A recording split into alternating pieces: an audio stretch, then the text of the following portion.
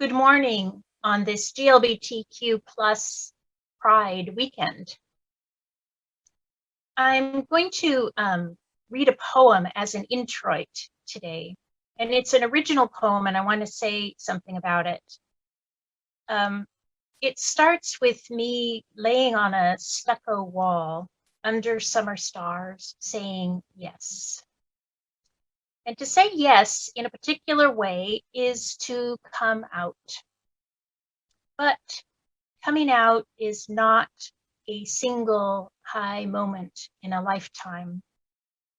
It's an ongoing truth-telling that continues to shape my life and my work as a poet, as a preacher, as a teacher, the relational dimensions, intimacy, my engagement with God, my imagination. So saying yes is to a glorious physicality, but it's also more than that. It's to inhabiting my own life and love and language. So to say yes to being lesbian or queer, even now requires of me an authenticity to and in the world. It requires of me the meaning of my life. So I'm going to read this poem, Minor Alchemy. First, one thing, it does have some bodily imagery in it, but there's nothing more than is in the Bible. And in fact, there's much less than is in the Bible. And the word this recurs frequently.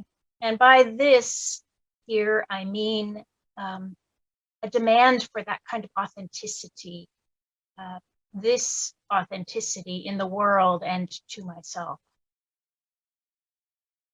For this, I collected the radiant warmth of the stucco wall where I lay one summer night decades ago. It was for this I learned the Bible in childhood, Song of Songs, towers of breasts. I glimpsed lovers' quivering bodies through the lattice. For this I climbed the chain link fence, dropped down on the forbidden side. I climbed the cypress. I climbed the stairs. For this, the lost marriage bed. Under the eaves, a fluting of mourning doves, while the lovers lay on the bed and wept. I dropped into shadow, became for a while the ghost of a living woman. For this authenticity, I fell into her on the couch. I endured the rumple of unmade beds, the window open, rain falling on polished hardwood and the giddy houseplants. For this I came to love the heel of the bread, saying, I like it, I'll take it. For this I said, I don't want to assume. Assume, you said, and for this I said, establish the work and let my love appear. There are moments when time can be held in a hand. I remember you wanted to sit next to me at the lunch table among other bodies. There was a moment you made a way and you fit. And love, how many were at the table then? For this I take up a pen in the dark, a paper cup blown against a chain link fence has been filled with wind. If you tell me which way the Monterey cypress are bent, I will write for you which way is the Pacific. For this, I washed the coffee cups of my mother and father, a terry cloth rag of soapy water around my fist, turning clean the mugs thrown on my mother's wheel. The work of love is brief, though I didn't know I was doing it then.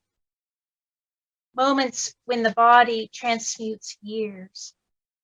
The work of love is a slow joy. One word set against and into the metal of another. Language and music, making more than language and music. From stucco, I took the captured heat of a leftover afternoon. When reclining atop a wall under a summer night sky, I said yes. Above me, those stars are spaces of spark, refining me still.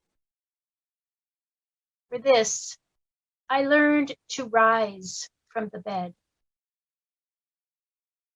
From ficus and tendril of philodendron, even from the beloved's damp body, for warmth under the thin blanket. Not remaining there, and this is crucial, not remaining there, but rising daily, cusp of night opening into a day where image erupts and the natural world says, here. Rain landing beside her open window, on the pine floor, rain on the stairwell roof, heard on the landing. Sometimes climbing down the stairs from her embrace. I am almost eternal.